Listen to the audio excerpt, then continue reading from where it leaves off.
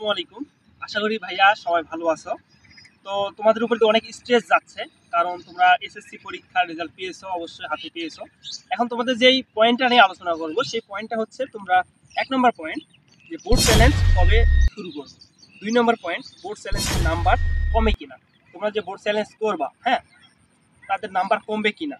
তারপরে হচ্ছে কয়টা সাবজেক্টে বোর্ড চ্যালেঞ্জ করব। তোমাদের মনে প্রশ্ন থাকতে পারে আমরা কয়টা সাবজেক্টে বোর্ড চ্যালেঞ্জ করবো। কারোর ১২টা সাবজেক্ট তোমাদের এসএসসি আছে, তো তোমরা মনে করতেছো যে আমি কয়টা সাবজেক্ট করলে আমার রেজাল্ট পরিবর্তন হবে। তারপর ৪ নম্বর যেটা, খাতা কে দেখে, বোর্ড চ্যালেঞ্জের খাতা কে দেখে। ৫ নম্বর, কীভাবে বোর্ড চ্যালেঞ্জ করবো। তো ফার্স্ট অফ অল, নাম্বার 1, একটা কথা বলি, তোমরা যারা এখন চ্যানেল সাবস্ক্রাইব করোনি, তোমাদের কিউটা হাত দিয়ে একটা সাবস্ক্রাইব করে দাও এবং লাইক তো অবশ্যই দিবা। তাহলে নেক্সট ভিডিও আপলোড সর্বপ্রথম তোমাদের দিয়ে দেবো, তোমাদেরকে আর খুঁজতে হবে না, আমি নিজের থেকে তোমাদের ভিডিও থেকে তোমাদের চ্যানেল ভিডিও দিয়ে দেবো। First of all, board challenge কবে থেকে শুরু।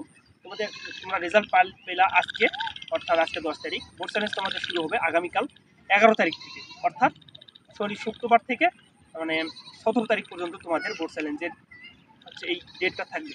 তো কবে রেজাল্ট দিবে এই ডেটটা আমি তোমাদের পরে ভিডিওতে জানাবো, যে রেজাল্ট কবে দিবে। বোর্ড চ্যালেঞ্জ শুরু হচ্ছে তোমাদের হচ্ছে 11 তারিখ থেকে 17 তারিখ পর্যন্ত। 2 নম্বর পয়েন্ট যেটা, সেটা হচ্ছে বোর্ড চ্যালেঞ্জের নাম্বার কমে কিনা। একদমই লুড অ্যান্ড ক্লিয়ার, সেটা হচ্ছে বোর্ড চ্যালেঞ্জের নাম্বার কমে না। ঠিক আছে ভাইয়া, বোর্ড চ্যালেঞ্জের নাম্বার কমে না। যদি তোমরা পাও সেক্ষেত্রে মার্ক অ্যাড হবে, আদারওয়াইজ তোমাদের মার্ক কাটা হবে না এবং কমবে না, এটা ক্লিয়ার। তারপর খাতা কে দেখে। খাতা কে দেখে, খাতা তোমাদের যারা যে স্যার তোমাদের খাতা কাটছে, সলিউশন করছে, সে স্যার কিন্তু তোমাদের খাতা দেখে না। তাদের খাতা দেখার জন্য আলাদা একটা টিচারকে ডাকা হয়, ডেকে তাদের বোর্ডের মধ্যে, মানে তোমরা যদি রাজশাহী বোর্ডের মধ্যে হয়ে থাকো তাহলে রাজশাহী বোর্ডে তোমাদের সেই টিচারকে ডাকা হবে। এসে বলে যে আপনার এতগুলো খাতা, এতগুলো ইয়ে আছে, আপনাকে রিচেক দিতে হবে, এতগুলো ঠিক করতে হবে, নাম্বার ভুল আছে কিনা।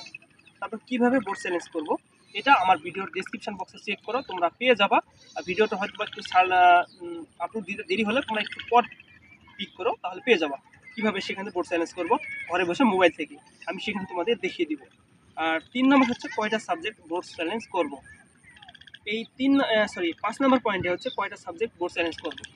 এখন ভাইয়া বিষয় হচ্ছে, তোমার যদি বাবার টাকা থাকে, তুমি যদি মনে করো না আমি 12টা সাবজেক্টে বোর্ড চ্যালেঞ্জ করবো, আমার বাবার টাকা আছে, আর যে মনে করতে পারো না আমি ওগুলো করবো না, আমার 2-1টা সাবজেক্ট করলেই এনাফ। আবার কেউ মনে করতে পারো যে আমার একটা সাবজেক্টের জন্য প্লাস মিস গেছে, তো আমার জিপিএ আসছে 4.89, সো আমি একটা সাবজেক্ট বোর্ড চ্যালেঞ্জ করি, দেখি আমার মানে স্কোরটা ঠিক আছে কিনা। স্কোর কত পর্যন্ত তোমরা বোর্ড চ্যালেঞ্জ করবা, তোমরা আশা রাখতে পারো যাদের মার্ক হচ্ছে 2টা মিলে, দেখা যাচ্ছে ফিজিক্স, তোমাদের ফিজিক্সটা একটাই বই তাই না, ফার্স্ট আর সেকেন্ড পার্ট তো নাই। সো দেখা যাচ্ছে ফিজিক্সটা তোমরা পাইছো 79 বা 78 এইরকম, তখন তোমরা বোর্ড চ্যালেঞ্জ করতে পারো। যখন দেখবা 2, 3, 4 এই ডিফারেন্স, তারা বোর্ড চ্যালেঞ্জ করতে পারো। যাদের 1 থেকে 2 এর মধ্যে পার্থক্য নাম্বারের, তারা বোর্ড চ্যালেঞ্জ মাস্ট করবা। আর যাদের মনে হতে পারে না আমার 4-5, আমার 75 বা 76 আছে, তো তাদের মধ্যে আমি বোর্ড চ্যালেঞ্জটা করলে আমার মনের একটা তৃপ্তি যেটা, সেটা আমি মিটবে। সো তোমরা তারা সেটা করতে পারো। আর এভাবে তোমরা যদি যাদের গোল্ডেন মিস গেছে, তারা এই অবশ্যই বোর্ড চ্যালেঞ্জ করবা, তাহলে তোমরা অবশ্যই নেক্সট ডে হচ্ছে যদি রেজাল্ট আসে, তাহলে তোমাদের রেজাল্টটা পরিবর্তন হবে। এখন বোর্ড চ্যালেঞ্জ তোমরা করার পর সে টিচারকে ডেকে আনা হবে। আনার পর তোমাদের সেই বোর্ডের বসে তাকে সেই টিচারকে দেখানো হবে যে তোমাদের খাতাতে, সাপোজ তুমি এটা আমার খাতাতে আমার দেখা যাচ্ছে আমি পাবো হচ্ছে 50, আমার মার্ক গুণে হচ্ছে 45, সেক্ষেত্রে তোমাকে 50 বাড়াই দেওয়া হবে। ঠিক আছে, 5 দিয়ে বাড়াই দেওয়া হবে। সো এটাতে কখনো মার্ক কমার কোনো অপশান নাই, মার্ক বাড়তে পারে কিন্তু কমবে না। এটা তো তোমরা ক্লিয়ার হলো তাই না।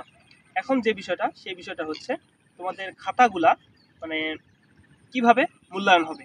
এমসিকিউ এর ক্ষেত্রে মূল্যায়ন হবে এভাবে, তোমাদের এমসিকিউ কিন্তু ভাইয়া ওএমআর মেশিনে দেখে, হ্যাঁ, ওএমআর মেশিনে দেখে, হাতে কিন্তু দেখে না।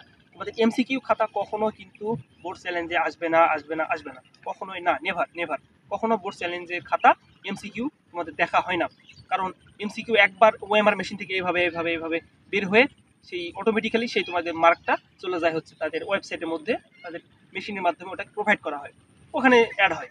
সো তোমাদের এমসিকিউ এ যাদের ফেল আছে তারা অবশ্যই ফেল, অবশ্যই ফেল। যাদের এমসিকিউ ফেল আছে, কত ফেল, এমসিকিউ তোমাদের হচ্ছে 10+ বা 9+, যদি 10+ থাকো তাহলে সেফ জোন, নয় পাও যদি আউট অফ 30, তাহলে তোমরা পাস করবে এটা, ঠিক আছে?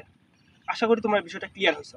এখন অনেকে দেখবা যে লিখিত লিখছে কিন্তু এমসিকিউ এর কারণে ফেল গেছে। সো এটাতে করার কিছু নাই। এখন তুমি বোর্ড চ্যালেঞ্জ করতে পারো, তোমাদের আল্লাহ যদি সহায় হয়, লাক ফেভার করে, তাহলে ইনশাল্লাহ তোমাদের পাস আসতে পারে। এটাই ক্লিয়ার যে এমসিকিউ এর খাতায় এমসিকিউ যদি ফেল যায় তাহলে ফেল, সৃষ্টিকর্তা যদি সহায় হয় তাহলে পসিবল, উইদাউট পসিবল না, ঠিক আছে? তাহলে তোমরা বুঝতে পারলা। তো এরকম টিপস অ্যান্ড ট্রিক্স সহ সকল ভিডিও পেতে অবশ্যই চ্যানেলটি সাবস্ক্রাইব করে রাখবা এবং কোন ভিডিও লাগবে তোমাদের অবশ্যই জানাবা। ধন্যবাদ, আসসালামু আলাইকুম।